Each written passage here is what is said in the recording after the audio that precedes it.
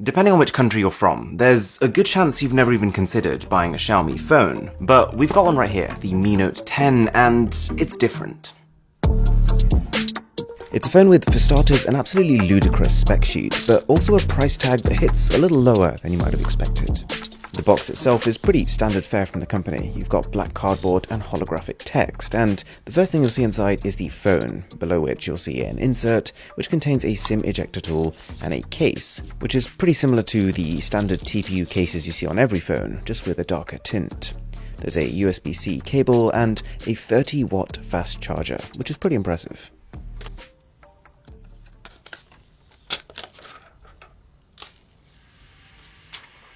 When you read the spec sheet of this phone, there are three things that stick out. It's got a mammoth battery, a good 20% larger than most mainstream phones, but even more impressive, a penta camera setup on the back, and probably the craziest part is that one of those cameras has a 108 megapixel resolution. And so, with these record-breaking specifications, do you actually get a record-breaking camera? Short answer, yes, this is ludicrously good, but I'll get to it. I've spent about a week with the Mi Note 10, and before I even started testing the camera, a few things became very clear. It feels good. It's a heavy phone encased in Gorilla Glass 5 and curved in a way that's very reminiscent of the Huawei P30 Pro, released earlier this year. Both phones have almost identical button placement, even a similar chamfer at the top. And if this wasn't odd enough, the displays are identically sized 6.47-inch AMOLED panels, with even the exact same water drop notch. None of this is a complaint for the Xiaomi. I mean, the Huawei P30 Pro released at €1,000, so coming in at $550, it's more of a compliment. Plus, Xiaomi has a headphone jack. It's also a really good display. As far as 1080p panels go, it's probably my favorite display on a Xiaomi phone. One thing that does really stick out as odd to me is that if you look at this camera setup, it protrudes to pretty much halfway down the phone. So far that with my usual grip using either hand, I'd be touching one of the cameras and completely blocking another one. Also, the sheer protrusion of this camera module means significant table wobble. So it's already clear from the spec sheet that this thing is a massive jump, but even generally, whilst I've been using the phone, it feels like a turning point. Familiar if you've ever used a Xiaomi phone, but new at the same time. For example, like other handsets from the company, you've got two main options for unlocking, an in-display fingerprint scanner and face unlock with the front camera, and neither are the fastest I've tried, but they work well enough. There's MIUI as usual, the software skin, although in this case, we've got their brand new MIUI 11, and I think it's a big improvement. Visually, it's far cleaner. Xiaomi has removed a lot of the noise, extra UI elements that weren't needed, and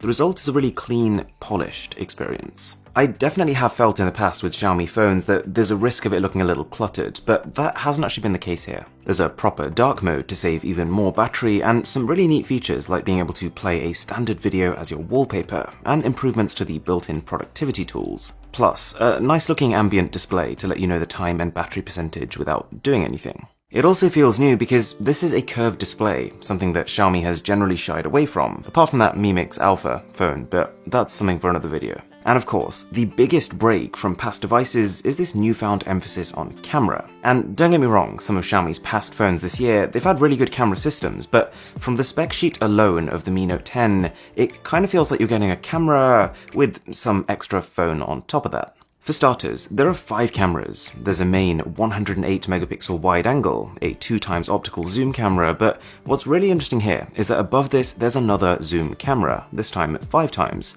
You'll see why in a minute. There's also an ultra-wide, and finally a dedicated macro camera at the bottom for close-ups. The large main sensor, combined with a wide aperture, means straight-up, stunning-looking bokeh. Just taking standard photos in the daytime, they look almost consistently cinematic. If you compare to the Galaxy Note 10 Plus, I generally slightly prefer Samsung's warmer colors, and dynamic range on the Galaxy is also a little better, but Xiaomi creates so much natural depth of field, the images look a world apart. For example, this might look like a portrait mode shot. It's not. Standard main camera. And I haven't even got to the detail yet. It's phenomenal. There's no other way to put it. Side by side with, again, the Samsung Galaxy Note 10 Plus, Samsung is completely blown out of the water. Even from a distance, Xiaomi can capture the texture of objects. If you ever wanted to print images out in large sizes, or you wanted the comfort of being able to crop into a photo later whilst keeping it sharp, this new phone completely kills it. Although, you could say that things like dynamic range are actually more important for most people who will just be using these photos for social media posts where they're going to be heavily compressed anyways. This one's up to you. What I can say though is that the power of this sensor even extends to video quality.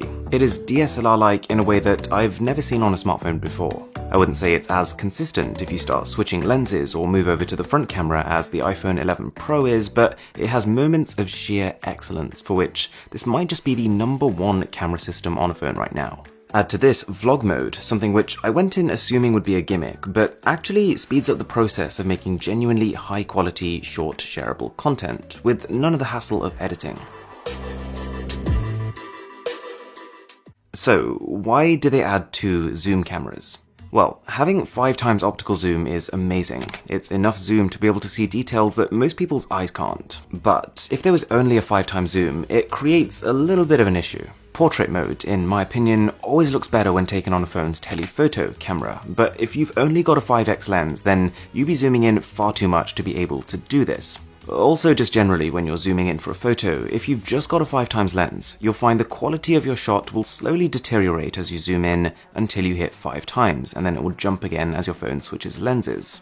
The Mi Note 10 evens this out. It improves on these 2 things. You get high-grade portrait mode shots, even if they are a bit beautified, and a much more uniform quality throughout the zoom range. You can go all the way to 50 times zoom, but because the actual resolution of this telephoto camera isn't that high, I wouldn't recommend going past 10 times. Also, if you factor in the full array of cameras on this phone, you've got quite possibly the most flexible system ever. You can capture everything from sweeping landscapes with the ultrawide, to distant objects with the telephoto, to ones that are literally right in front of you using the macro. And even this is pretty good. I wasn't expecting much. I've seen a lot of low-grade macro cameras on phones before, but the Mi Note 10's does its job. And finally, even at night, incredible. It doesn't brighten an image as much as, say, Huawei's flagship, but in a way this makes it more natural, and the detail captured is actually greater. Plus, it's not just that you can take great photos, but also that you can do this for a long period of time. This sizable battery combined with 30-watt fast charging reminds me of how I felt about the Huawei Mate 30 Pro, all but forgetting that battery was ever an issue on phones. So far then, the Mi Note 10 seems like a bit of a home run, and it kind of is, but there are some caveats. This last year, we've seen a whole breed of cut-price smartphones that try to do everything. The absolute best specifications, pretty much all the primary features, but the Mi Note 10 isn't really one of those phones. Xiaomi have built something that's a little more specialized, but the downside of that is that there are some gaps. For example, audio-wise, it's a single bottom-firing speaker, good quality considering, but still not close to the experience of a dual speaker. The vibration motor and the haptics are noticeably average, and even the performance is not the best you can get for the money. It's powered by 6 gigs of RAM and the Snapdragon 730G chip, and to put it simply, if you put that side by side with the current flagship 855 Plus chip, it's just over half as powerful. That's not amazing for €550, and it's the biggest weakness of the phone. It's not slow, but it does hang every now and again, and there's a significant processing time after taking photos, not to mention the phone has to reload when you zoom into them, although this in part will be because of just how high the resolution is. You can play games, and in fact that's exactly what the chip is geared towards, but still it's an upper mid-range chip and it performs like an upper mid-range chip. You'll get smooth frame rates on most top games right now, but you'll just have to dial down a few settings. It also got pretty hot in my testing. The final emissions are pretty standard for a phone at this price. You've got no official IP rating, you've got no wireless charging, and no microSD card slot, but with 128 gigs, it's just about enough that I think most people won't need one. So, to bring this all together, it's pretty rare to see a phone at this price actually being the best at anything, but I can genuinely say that this camera, in some scenarios, is the kingpin. Not even close to the top, literally at the top of the entire smartphone pyramid. The phone is also chunky, but I'd take that any day for endurance like this. It's just not the most well-rounded phone, with noticeable sacrifices in performance and audio. But for a user who's a little bit less about the media consumption and a little bit more about the camera, I can wholeheartedly recommend the Mi Note 10. In fact, you might already know that for the last 6 months, I've been looking for a phone to switch to from my Galaxy S10 5G, and the Mi Note 10 is maybe the closest I've come. The only thing stopping me was the mid-range chipset. Anyways, thanks a lot for watching, and I will catch you in the next one.